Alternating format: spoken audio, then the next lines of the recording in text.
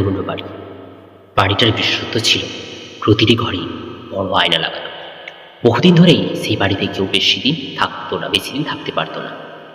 শেষ যে পরিবারটি আসে তারা প্রথম কয়েকদিন কিছুই টের পায়নি, কিন্তু এক সপ্তাহ পর বাড়ির ভেতরে অদ্ভুত ব্যাপার ঘটতে শুরু করে।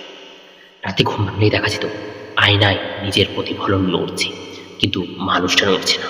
প্রথমে তারা ভেবেছিল হয়তো চোখের ভুল, কিন্তু ধীরে ধীরে ব্যাপারটা বাড়তে থাকে। আয়নায় থাকা মানুষটা মাঝে মাঝে হাসত, অথচ সামনে দাঁড়ানো মানুষটার মুখ একদম স্থির। এক রাতে বাড়ির বড় ছেলে দেখে সে দাঁত ব্রাশ করছে। হঠাৎ আয়নায় দেখা যায় প্রতিফলনটা ব্রাশ থামিয়ে তার দিকেই তাকিয়ে আছে। তারপর ঠোঁট নাড়িয়ে কিছু একটা বলছে, কিন্তু কোনো শব্দ নেই। পরের দিন সকালে আয়নার গায়ে আঙুলের ছাপ দেখা যায় ভেতর দিক থেকে। এরপর থেকে আয়নাগুলো ঢেকে রাখা হয়, কিন্তু ঢাকনা দিয়েও মাঝরাতে শব্দ আসত, কাঁচের নখ আঁচড়ানোর মতো শব্দ। সবচেয়ে ভয়ঙ্কর ঘটনাটা ঘটে 10ম রাতে।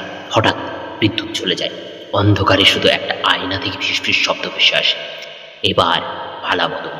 সকালবেলা পুলিশ এসে দেখে বাড়ির সবাই অচেতন, আর আয়নাগুলোর সামনে পড়ে আছে জামা কাপড়, মোবাইল, জুতো, কিন্তু কোনো মানুষের খোঁজ নেই। শুধু একটা অদ্ভুত জিনিস খেয়াল করা যায়, আয়নাগুলোর ভেতরে এমন নতুন মানুষ দেখা যাচ্ছে যারা দাঁড়িয়ে আছে নিঃশব্দে তাকিয়ে। পুলিশ রিপোর্টে লেখা ছিল বাড়িতে কোনো জোর করে ঢোকার চিহ্ন নেই। আজও সেই বাড়িটি খালি পড়ে আছে। কেউ বলে রাতে যদি আয়নার দিকে বেশি সময় কেউ তাকিয়ে থাকে তাহলে ওরা তোমার জায়গা নিতে আসে।